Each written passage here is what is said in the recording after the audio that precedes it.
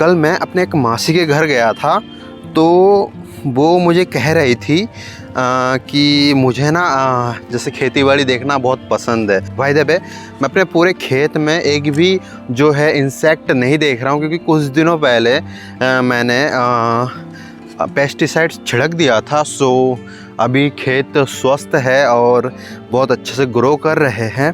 Well एक पौधा मैंने देखा है जो इस खेत से ना थोड़ा अलग पैदा हो गया। वेल मैं आपको दिखाता हूँ, आप बोलोगे यार ये क्या है ना?